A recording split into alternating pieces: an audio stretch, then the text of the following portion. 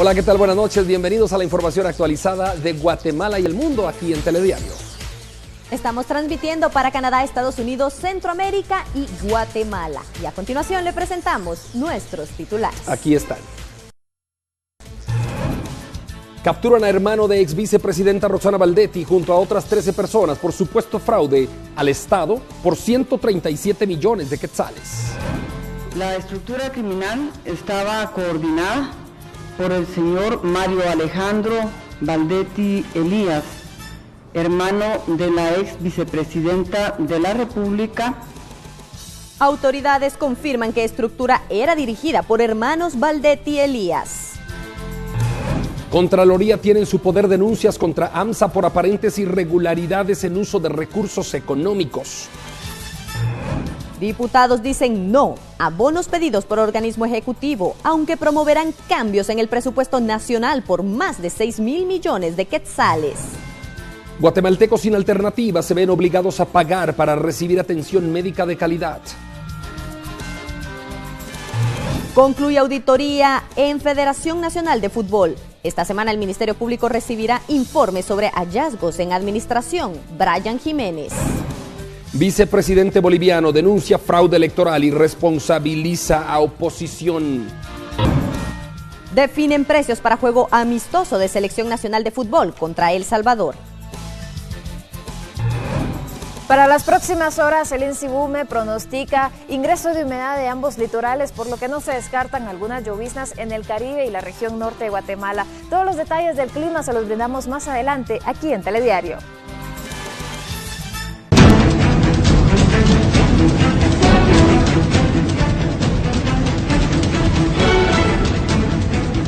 Así empieza la información. El hermano de la ex vicepresidenta Roxana Baldetti forma parte del grupo de personas detenidas por el caso Lago de Amatitlán. Y es que Mario Baldetti, señalado de defraudar al Estado por alrededor de 137 millones de quetzales.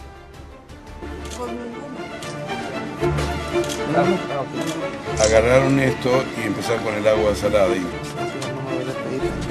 El juzgado de Villanueva giró 14 órdenes de captura en contra de exfuncionarios de AMSA y empresarios de Tarsic.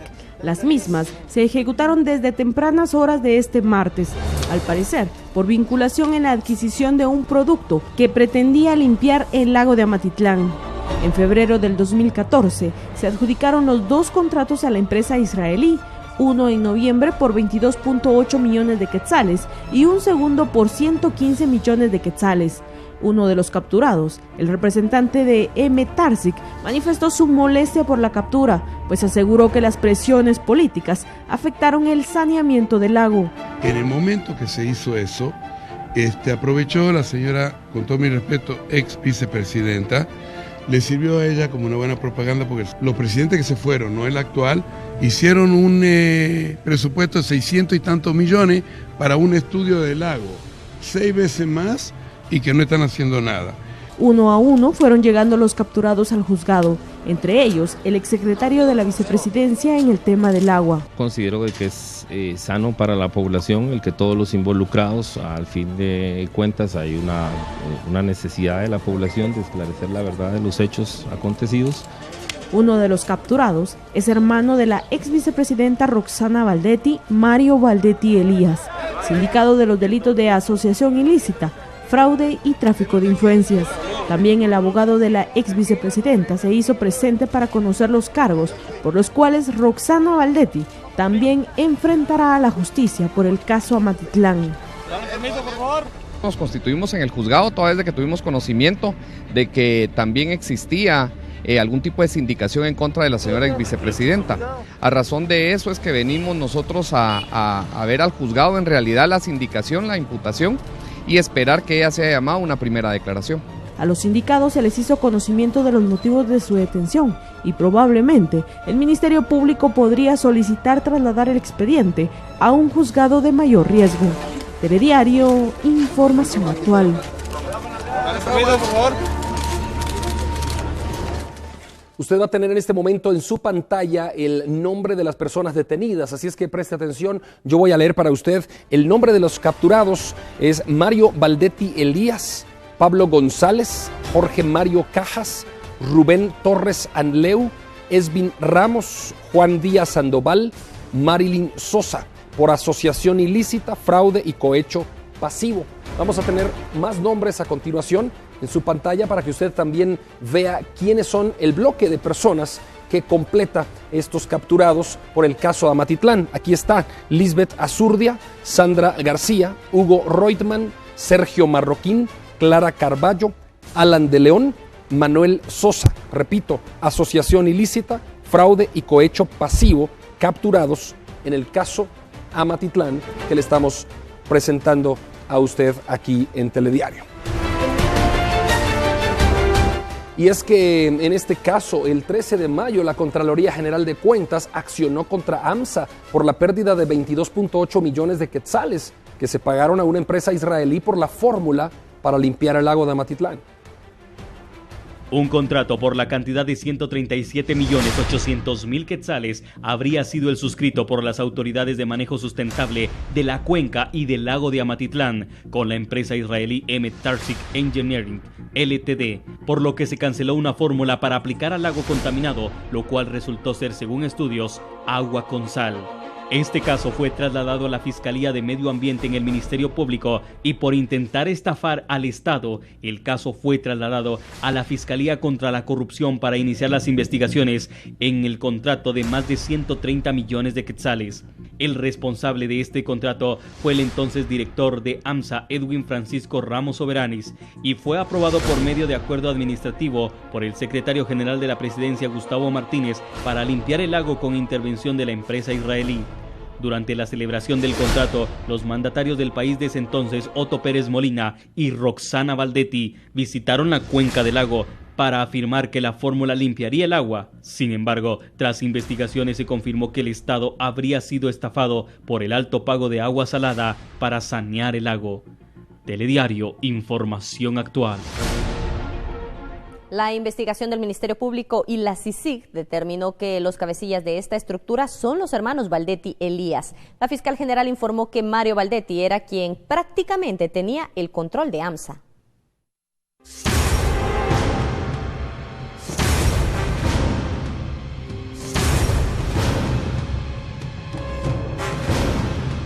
En torno a las numerosas capturas que se dieron este martes por la supuesta estafa cometida en un contrato con el que se pretendía adquirir un líquido para descontaminar el lago de Amatitlán, el Ministerio Público y la Comisión Internacional contra la Impunidad en Guatemala dieron a conocer cómo funcionó la supuesta estructura. La estructura criminal estaba coordinada por el señor Mario Alejandro Baldetti Elías, hermano de la ex vicepresidenta de la República, quien negoció con la empresa Tarsic, pero que previamente, a través de la Vicepresidencia de la República, se ejerció influencia en AMSA para el nombramiento del director, del subdirector, del jefe jurídico, de la jefa administrativa, del asesor del director. Es decir, a través de la Vicepresidencia de la República y del señor Baldetti, se cooptaron los puestos más importantes en AMSA. Por otro lado, se informó que el contrato era de más de 100 millones de quetzales, pero únicamente se hizo un desembolso de poco más de 20. Sin embargo, el mismo no contaba con aspectos legales válidos. No se aseguró la idoneidad del producto.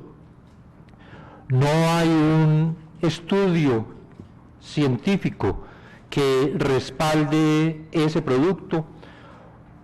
No hay cumplimiento de requerimientos de registro sanitario, no se exigió el previo estudio del impacto ambiental. Y todo esto confluye en lo que ya es una convicción con los elementos probatorios que se han recaudado, y es que el propósito de todo el evento era defraudar al Estado guatemalteco. Los entes de investigación señalan que como medios de prueba tienen a su disposición escuchas telefónicas, cheques emitidos por la empresa creada exclusivamente para ese contrato, computadoras, entre otros. Telediario, información actual. Roxana Baldetti, quien enfrenta a la justicia por defraudación aduanera, ahora tendrá que empezar un nuevo proceso por el caso Lago de Amatitlán. En este momento, con el material que hemos secuestrado e incautado, vamos a hacer el análisis correspondiente. De momento, encontramos tráfico de influencia y fraude en la señora Ingrid Roxana Baldetti Elías, tráfico de influencia, fraude y asociación ilícita del señor Mario Alejandro Baldetti Elías. Y en las acciones de las fuerzas de seguridad se realizaron en total 20 allanamientos, de los cuales 13 llevaban orden de captura y las mismas se hicieron efectivas, mientras que el resto sirvió para buscar documentación que permitiera descubrir si hay más personas involucradas. En ese sentido, la fiscal general de la República no descartó la participación del expresidente Otto Pérez Molina y de la exministra de Ambiente Michelle Martínez, e incluso personas israelíes que pudieron involucrarse de manera directa o indirecta en este caso.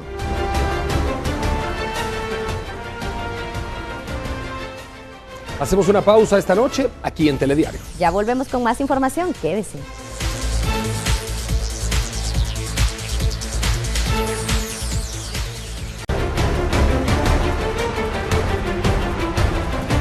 Seguimos hablando de este tema y es que la Autoridad para el Manejo Sustentable de la Cuenca del Lago de Amatitlán, AMSA, fue denunciada en la Contraloría General de Cuentas por aparentes irregularidades en el uso de recursos económicos.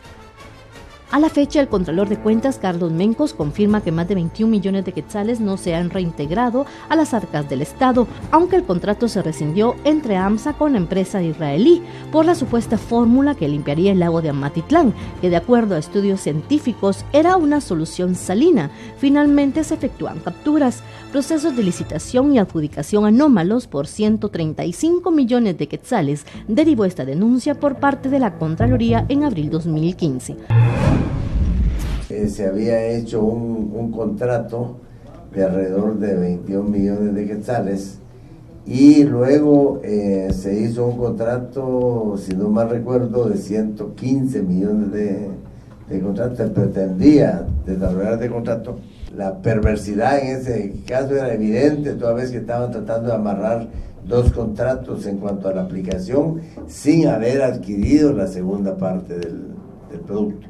Para el sector empresarial es necesario que el Estado recupere los bienes y el dinero sustraídos. A esclarecer casos de corrupción, a que se reintegren los bienes que han sido extraídos nuevamente a las arcas nacionales, lo vemos positivo. Creemos que Guatemala hoy debemos de transitar con toda claridad en un combate a la corrupción. Telediario, información actual. Bueno, y es que a quien también podrían llegar las investigaciones es a la exministra de Ambiente, Michelle Martínez. Lamentamos que Michelle Martínez, exministra de Ambiente y Recursos Naturales, no haya sido capturada. Michelle Martínez también es responsable de dicha situación. Para ambientalistas existe responsabilidad de la exministra de Ambiente, Michelle Martínez, por no exigir un estudio de impacto ambiental al pretender vertir una sustancia que aparentemente limpiaría el lago de Amatitlán. Que incumplió con su obligación. Es importante recordar que Michelle Martínez fue juramentada como ministra de Ambiente y Recursos Naturales el 20 de enero del 2014 por el expresidente Otto Pérez Molina y renunció al cargo el 21 de mayo del 2015. Poca ejecución presupuestaria, adjudicación de contratos, fueron algunos puntos negativos de la gestión de Martínez, según analistas. Telediario, información actual. El lago de Amatitlán se encuentra situado en el departamento de Guatemala, específicamente a 25 kilómetros de nuestra ciudad. Y a continuación le vamos a compartir algunos datos que reflejan el problema de la contaminación en este punto. Como usted podrá ver en pantalla, hay 474 toneladas de basura. El problema es el flujo de aguas negras que llegan a este punto y también el exceso de algas que ha crecido como consecuencia de esta misma contaminación. Este lago tiene un largo de 12 kilómetros y un ancho de 3 kilómetros y son estas algunas de las razones que están provocando la contaminación en el lago de Amatitlán.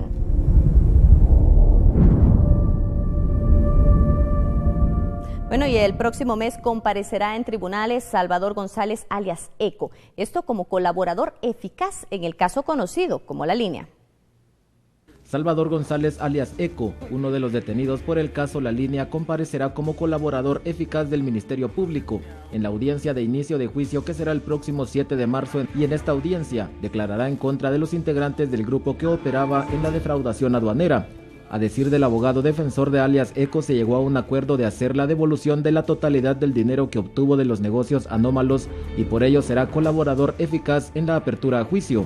Según se detalló, devolverá el porcentaje de los 28 millones que obtuvo en las negociaciones. La ley establece que se debe verificar lo que él había declarado. Entonces, en ese sentido, el Ministerio Público las verificó y confirmó que son ciertas. En ese sentido es que lo acepta como tal. Asimismo, se indicó que ese día, conforme a la resolución a favor de una solicitud del Ministerio Público, comparecerán todos los involucrados en el caso, entre ellos el expresidente de la República Otto Pérez Molina, la exvicepresidenta Roxana Baldetti, Juan Carlos Monzón Rojas, Omar Franco y Claudia Méndez, entre otros funcionarios que habrían participado en la defraudación. Sin embargo, los abogados defensores podrían accionar contra esta resolución argumentando tiempos procesales por las detenciones. Por este mismo caso se dio a conocer que la Corte Suprema de Justicia denegó un amparo que solicitó el expresidente Otto Pérez Molina que pedía libertad condicional. La medida del amparo fue elevada a la Corte tras negarse en primera instancia dicha solicitud. Telediario, información actual. La audiencia de primera declaración por el caso de corrupción en la Superintendencia de Administración Tributaria continúa. El Ministerio Público pidió que los detenidos sean ligados a proceso. Por los delitos de asociación ilícita, cohecho activo y pasivo, asimismo por colusión, tráfico de influencias y obstaculización a la acción penal. El Ministerio Público solicitará al Juzgado B de mayor riesgo que se ligue a proceso a los 17 involucrados en el caso de defraudación a la Superintendencia de Administración Tributaria SAT por 11.8 millones de quetzales, producto de negocios ilícitos y elaboración de informes falsificados. Al finalizar las imputaciones se solicitó la declaración de cada uno de los indicados. Sin embargo, del total, solamente Frank Trujillo tomó la palabra ante el juzgador y manifestó ser ajeno a los señalamientos y desconocer a los detenidos en el caso.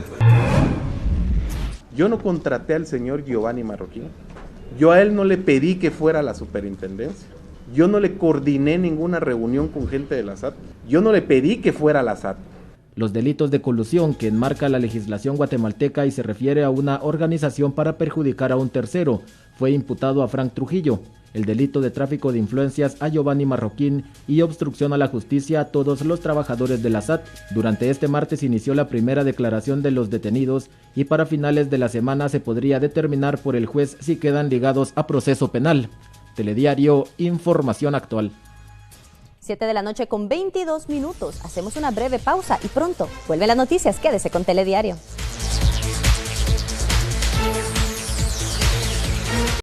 Seguimos informándoles esta noche aquí en Telediario. Fueron ya aprobadas las reformas a la ley orgánica del Ministerio Público, Vanessa. Y para brindarnos más detalles nos enlazamos con Edgar Quiñones. Edgar, adelante, buenas noches.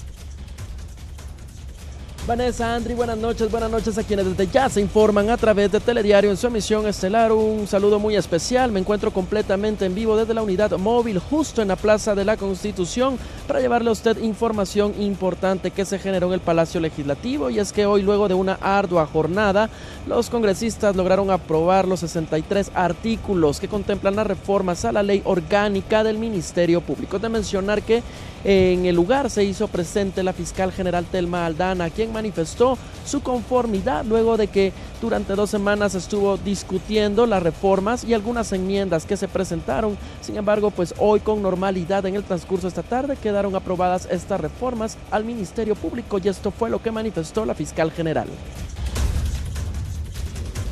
Yo estimo que en este momento lo que debemos de rescatar es lo positivo.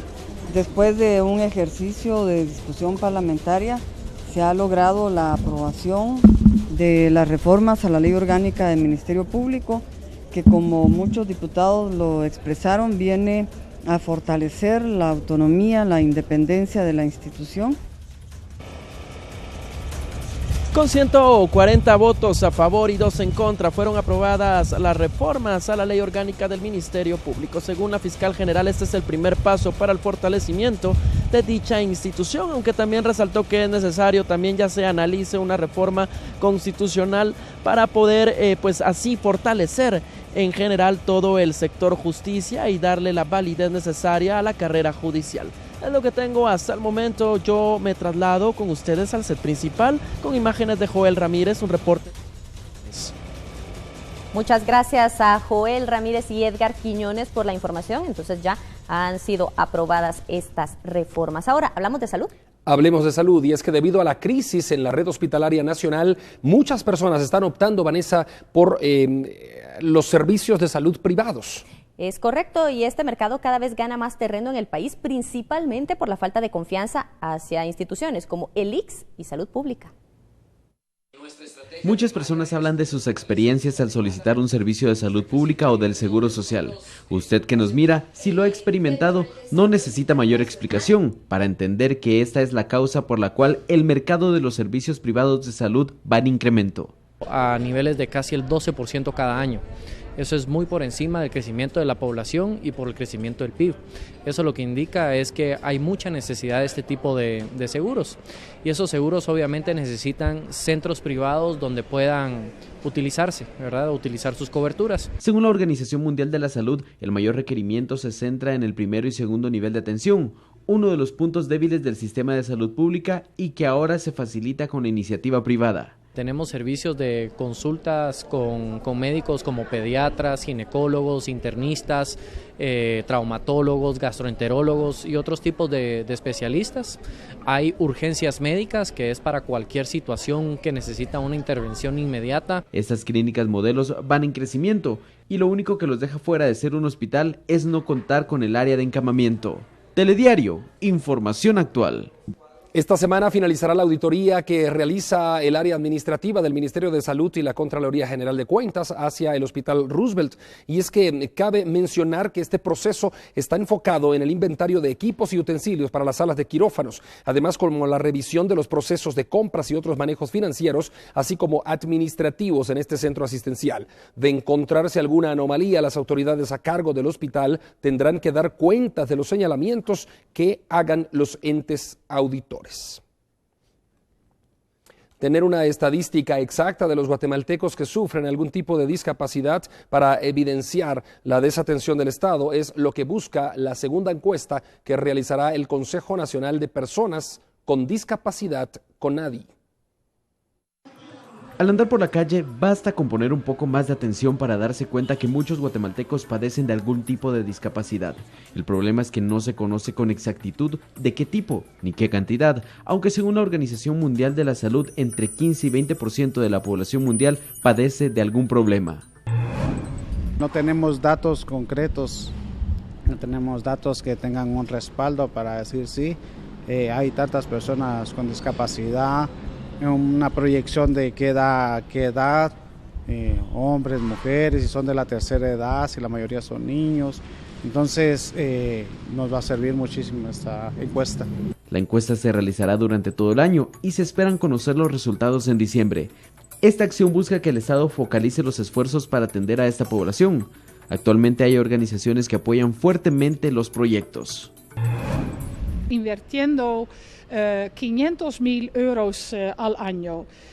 Para CBM Guatemala es un país de prioridad y quisiéramos en realidad duplicar nuestros esfuerzos aquí en Guatemala, porque sí sabemos que la población con discapacidad, la niñez con discapacidad, aquí no está atendida por el Estado. La última encuesta en 2005 reveló que más de 400,000 guatemaltecos padecían alguna discapacidad.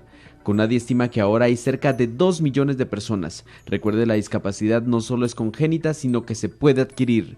Telediario, información actual.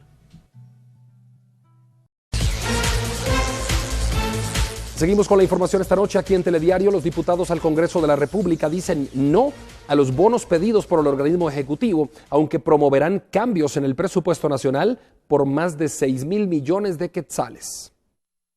No van. Los 1.600 millones no van. De esta forma, el presidente de la Comisión de Finanzas admite su rechazo a la iniciativa de bonos solicitada por el Ejecutivo el mes pasado. En su lugar, diputados ofrecen modificar el presupuesto nacional para que Finanzas pueda disponer de 4.700 millones de quetzales de bonos que ya están aprobados, pero que tienen un candado. Lo que nosotros estamos haciendo es no autorizando más deuda, pero sí facilitándole recursos del presupuesto que no podía disponer él en este momento.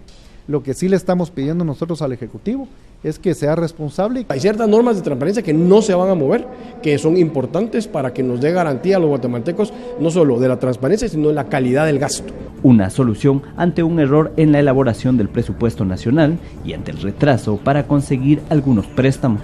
Por ejemplo, quedaron préstamos o quedaron donaciones que iban hacia el Ministerio de Comunicaciones o Economía en destino al MP. Y esto es sumamente complejo porque la posición que queda al decir no ejecutable es que ni los puede ejecutar el MP ni los puede ejecutar el Ministerio de Comunicaciones. El gobierno en su iniciativa de ley resulta que hizo unas propuestas de cambios de fuentes de financiamiento, una sustitución de fuentes de financiamiento, pero no indicó cuáles.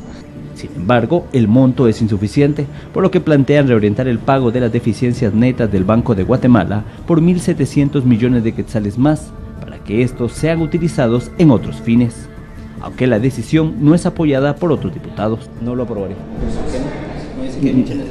Por eso se le están dando a él los bonos directamente. A él se le está dejando los 9.700 millones en bonos. Él puede ejecutar perfectamente los bonos, colocarlos y de eso cumplir con las obligaciones que tienen los ministerios.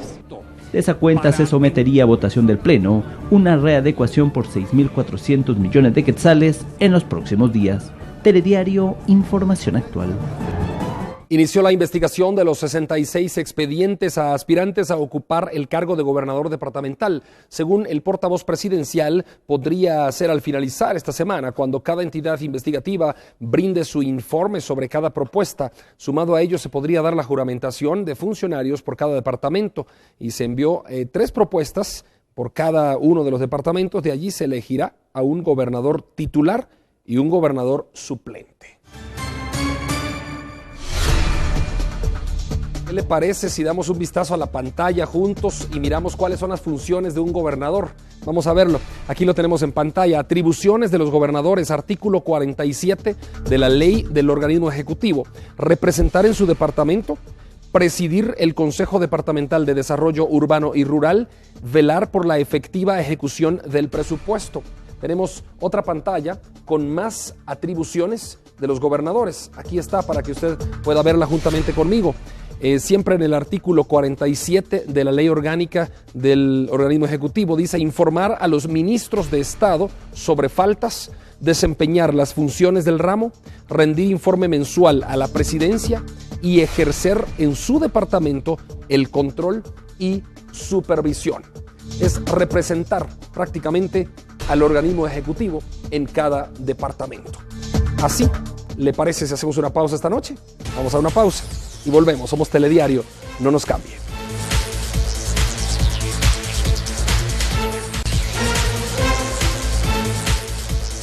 Seguimos informándole. Esta noche concluyó la auditoría en la Federación Nacional de Fútbol, Vanessa. Y esta semana el Ministerio Público recibirá el informe sobre los hallazgos en la administración del expresidente Brian Jiménez.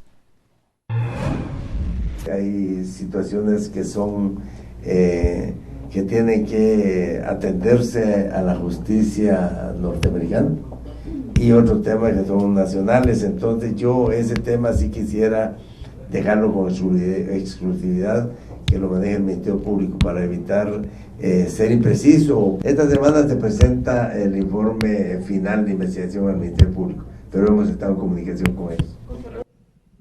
En otro tema, el sector empresarial pide que sean personas idóneas las que ocupen el cargo de magistrado titular y suplente de la próxima Corte de Constitucionalidad.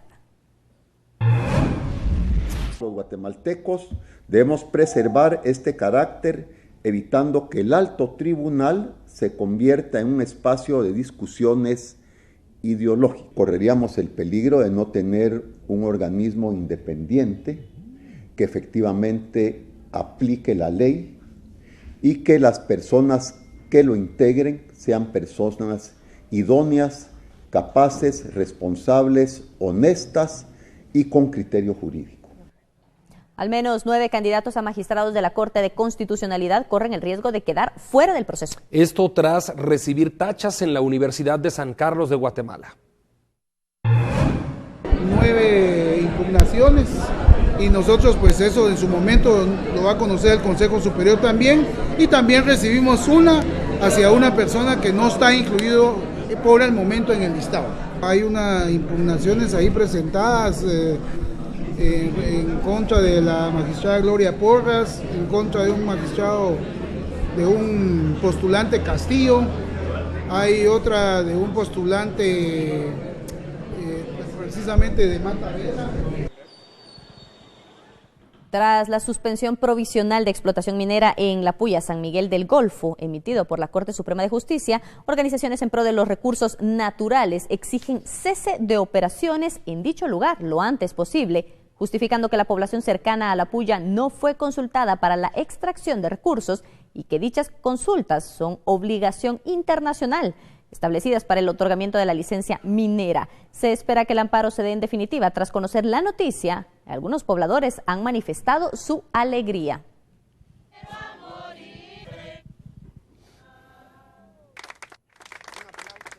Y la Procuraduría de los Derechos Humanos indica que continuará el seguimiento en el área de La Puya por medio de visitas. Ello después que la Corte Suprema de Justicia otorgara un amparo provisional. Siempre como procurador respetuoso de las resoluciones judiciales. Este es un proceso en el que hemos estado acompañando todo el tiempo. Hemos visto una resistencia pacífica, en verdad, una resistencia ejemplar. Y hoy pues la justicia está emitiendo sus resoluciones y somos respetuosos. Creemos que cuando hay evidencia que da lugar a este tipo de resoluciones, se fortalece el Estado de Derecho.